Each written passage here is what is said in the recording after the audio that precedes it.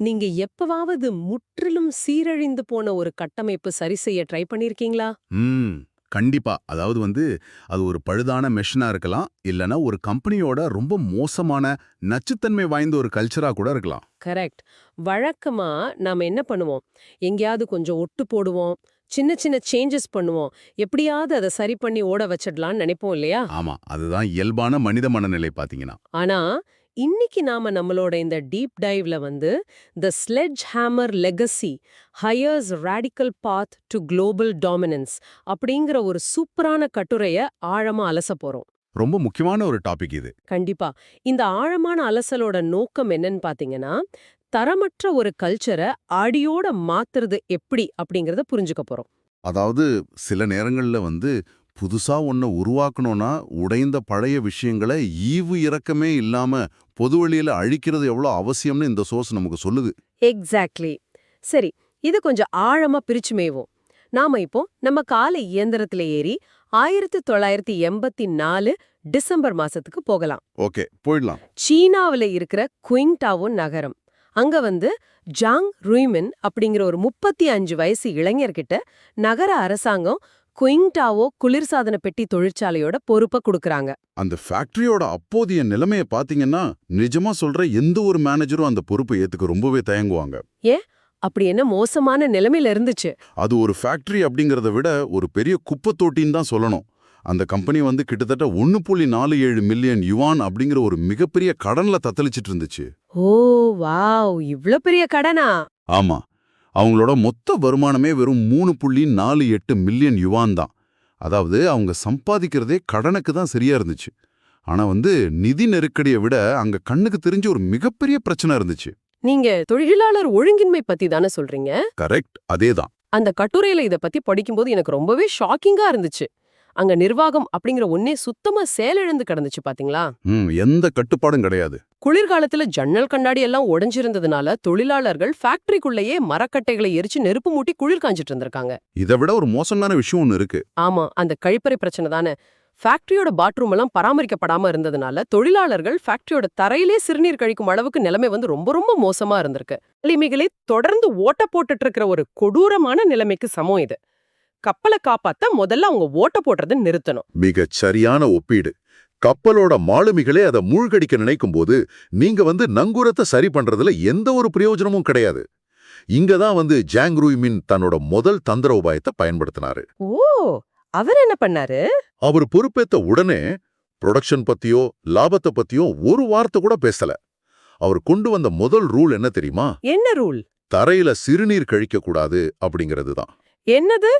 கேட்கவே ரொம்ப அடிப்படையான ஒரு சாதாரண விதியா இருக்கே. ஒரு கம்பெனியோட சிஇஓ இப்படி ஒரு ரூல் போடுறது கொஞ்சம் விசித்திரமா இல்லையா? அதாவது இது மேலோட்டமா பார்க்கும்போது தூய்மைக்கான ஒரு விதி மாதிரி தோணும். ஆனா இதோட உள்ளர்த்தம் வேற. வேற என்ன?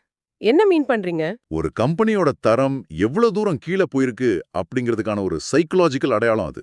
அங்க மலிந்து கிடந்த மோசமான தரநிலைகளை, பொறுப்பற்ற தன்மையை அடியோடு மாத்துறதுக்கான ஒரு முதல் எச்சரிக்கை அது.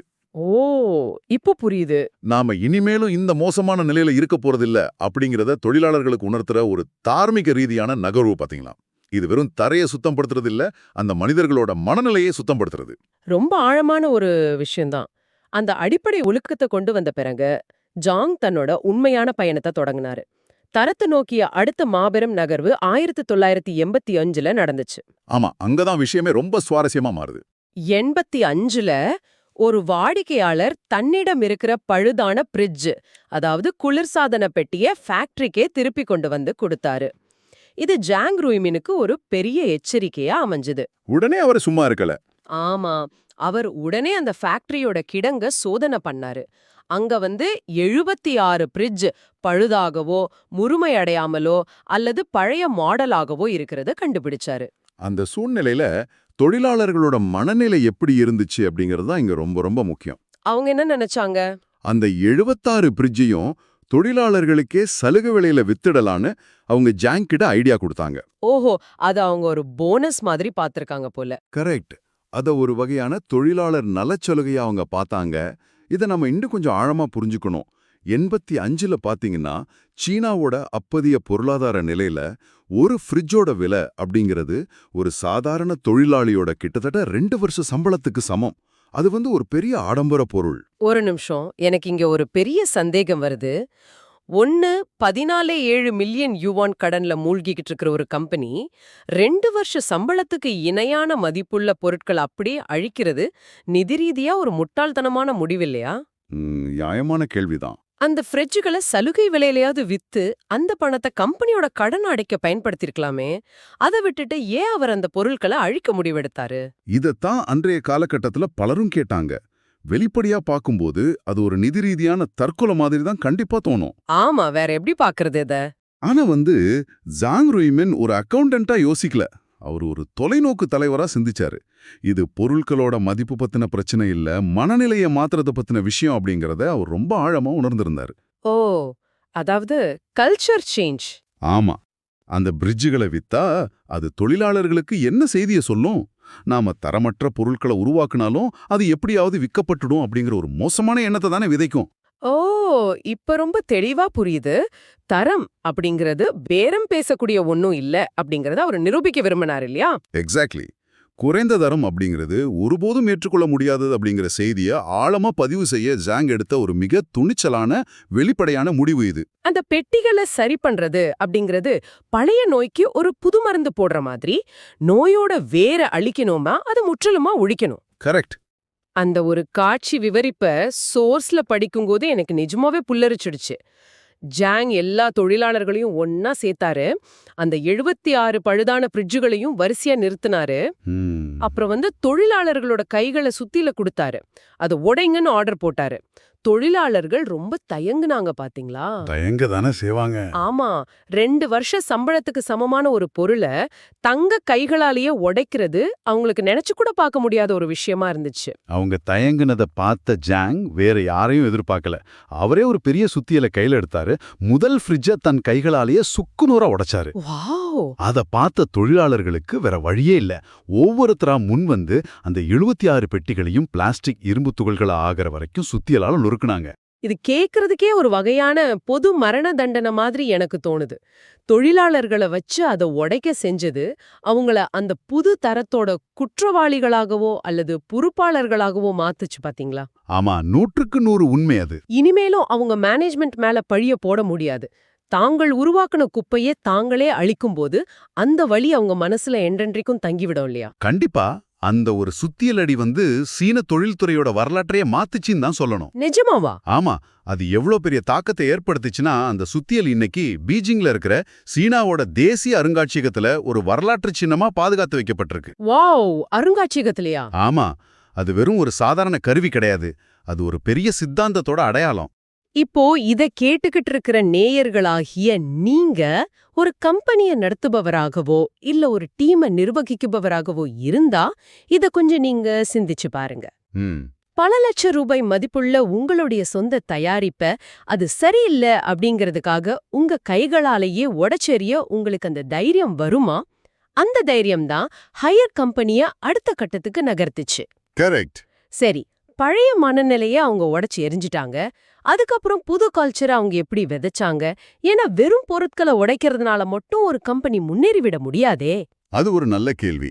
எந்த ஒரு பழைய கட்டிடத்தை இடிச்ச பிறகும் நாம ஒரு புதுசான வலுவான அடித்தளத்தை அமைக்கணும் இல்லையா? ஜாங் அதைத்தான் செஞ்சாரு. அவரை எப்படி அந்த அடித்தளத்தை அமைச்சாரு? அவர் கம்பெனியோட கல்ச்சரை 3 முக்கிய கொள்கைகளோட அடிப்படையில மறுவடிவமைப்பு செஞ்சாரு. முதலாவது பாத்தீங்கன்னா, எண்ணிக்கையை விட தரமே முக்கியம். அதாவது குவாலிட்டி ஓவர் குவான்டிட்டி.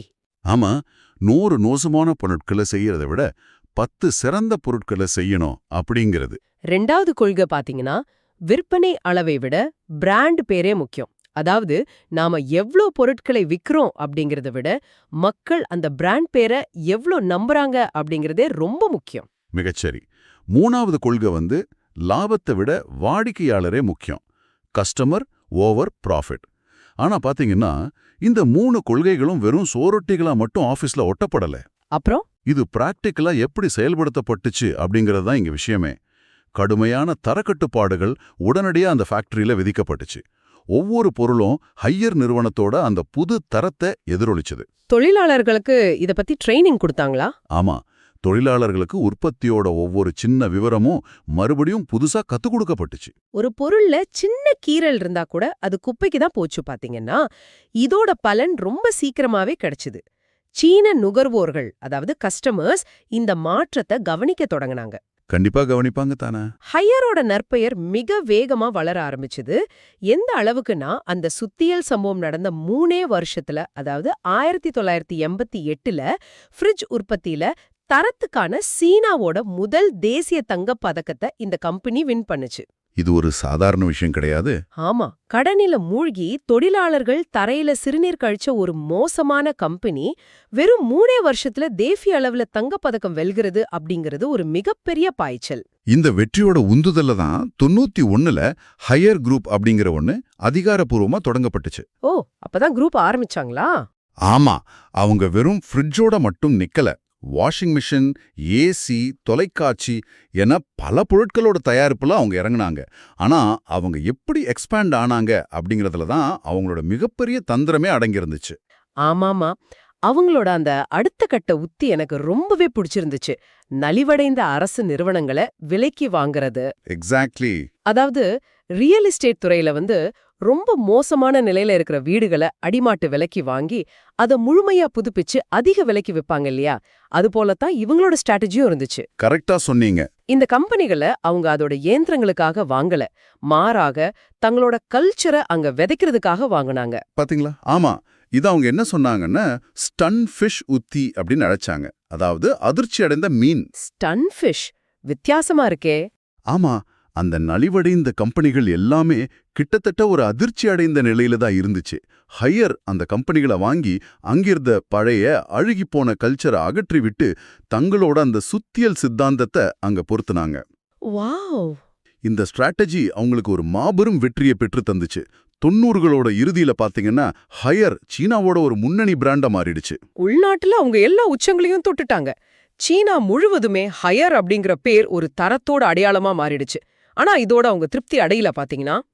இங்க இருந்துதான் இந்த சாதாரண தொழிற்சாலை ஒரு உலகளாவிய ராட்சசனா உருவெடுக்கும் கதை ஸ்டார்ட் ஆகுது.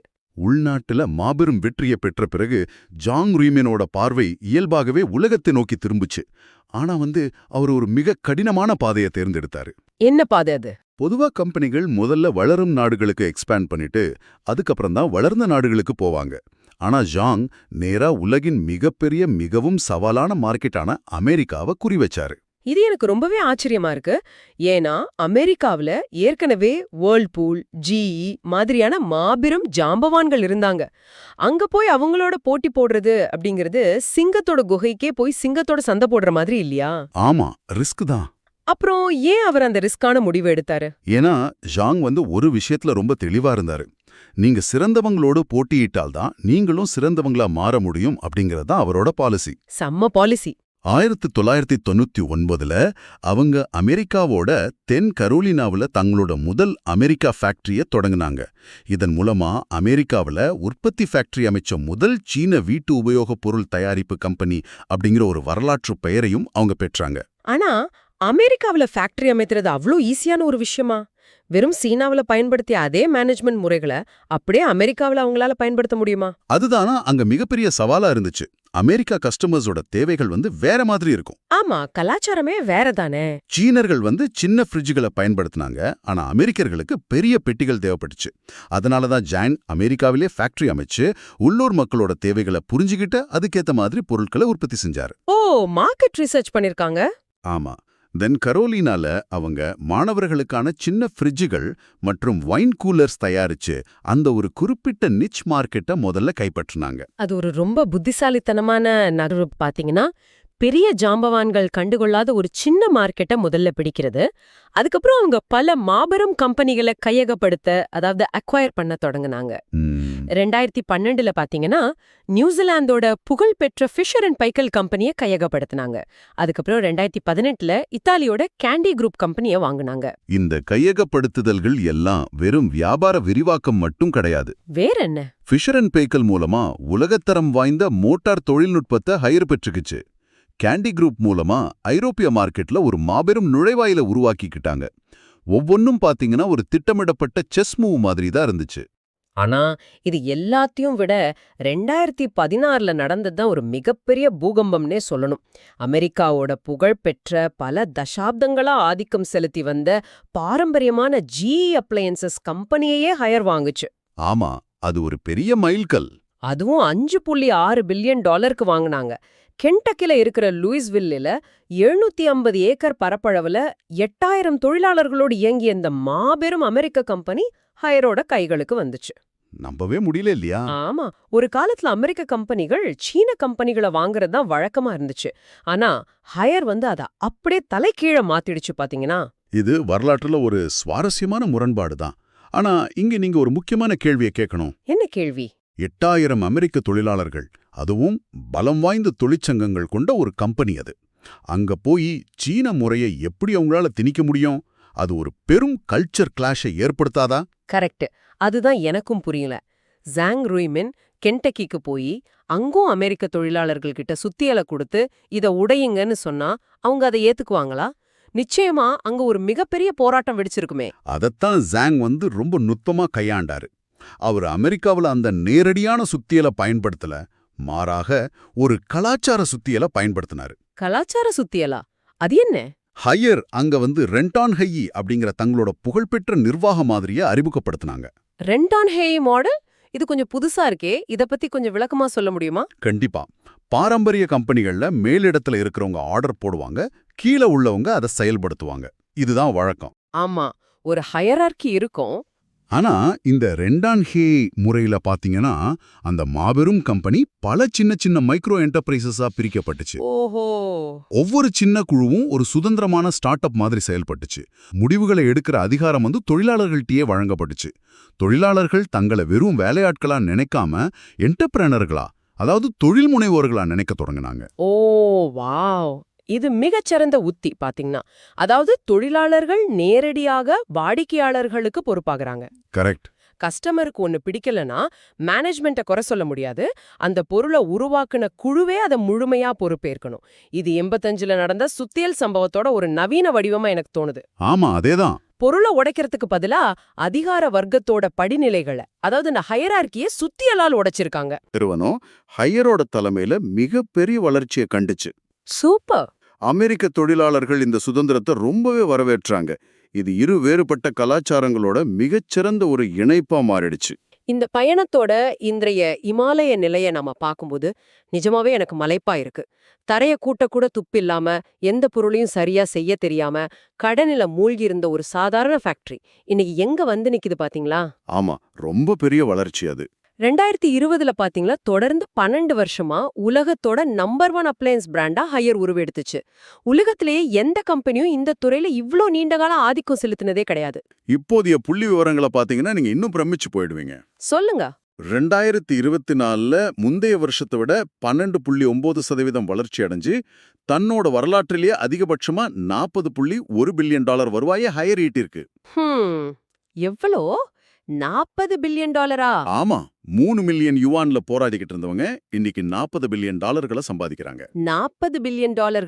இன்னைக்கு அவங்க ஒரு சாதாரண கம்பெனி கிடையாது, ஒரு மாபெரும் சாம்ராஜ்யம். GE appliances, Fisher and Paykel, Candy, Casarte, Leader, Aqua என பல பிராண்டுகளை இன்னைக்கு ஹையர் நிர்வகிக்குது. இது ஒரு மிகப்பெரிய சாதனை. அமெரிக்காவுல மட்டும் இன்னைக்கு 15,500க்கும் மேற்பட்டவங்க இந்த கம்பெனிக்காக வேலை பார்க்கறாங்க.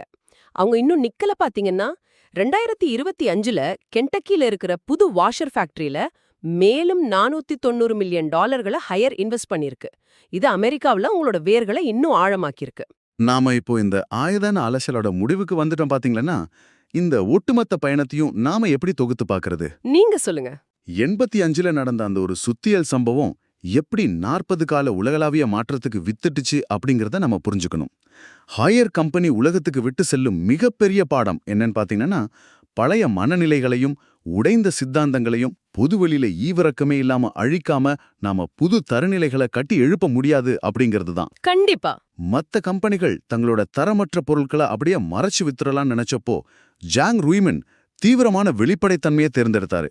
அதுதான் அவங்களை இன்னைக்கு $40 பில்லியன் சாம்ராஜ்யமா உயர்த்தியிருக்கு. ஆமா, ஒரு சுத்தியல்ல ஆரம்பிச்சு உலகத்தோட உச்சத்தை அடைஞ்ச இந்த வரலாறு ஒரு காவியம் மாதிரி இருக்கு. இந்த ஆழமான அலசல முடிக்கிற முன் நேயர்களாகிய உங்களுக்கு ஒரு கேள்வியை நாங்க வெட்டிச் செல்ல விரும்புறோம். இப்போ உங்களை நீங்களே கேட்டுக்கோங்க. உங்களோட தனிப்பட்ட வாழ்க்கையிலோ அல்லது நீங்க வேலை பார்க்குற கம்பெனிலோ அரைகுறையா செயல்படுற அந்த பழுதடைந்த குளிர்சாதன பெட்டிகள் எவை? அது ஒரு மோசமான பழக்கமா கூட இருக்கலாம் பாத்தீங்கன்னா. ஆமா, அது வேலை செய்யாத ஒரு உத்தியா இருக்கலாம் அல்லது ஒரு நச்சுத்தன்மை வாய்ந்த உறவா கூட இருக்கலாம். அவற்றை இன்னும் ஒட்டு போட்டு சரி செய்ய ட்ரை பண்றீங்களா? அல்லது ஜாங் ரூய்மின் மாதிரி ஒரு சுத்தியலை எடுத்து அவற்றை சுக்குநூறா உடைச்சிட்டு முற்றிலும் புதுசான சிறப்பான ஒன்ன உருவாக்குறதுக்கான நேரம் வந்துடுச்சா? இத பத்தி கண்டிப்பா சிந்திச்சு பாருங்க. இந்த ஆழமான அலசல்ல எங்களோட இணைந்திருந்ததற்கு ரொம்ப நன்றி. மீண்டும் ஒரு சுவாரஸ்யமான டீப் டைவ்ல சந்திப்போம். மேலும் சுவாரஸ்யமான தகவல்களுக்கு லைக், சப்ஸ்கிரைப் மற்றும் கமெண்ட் செய்யுங்கள். இது மேலும் தகவல்களை பதிவேற்ற எங்களை உற்சாகப்படுத்தும். நன்றி, வணக்கம்.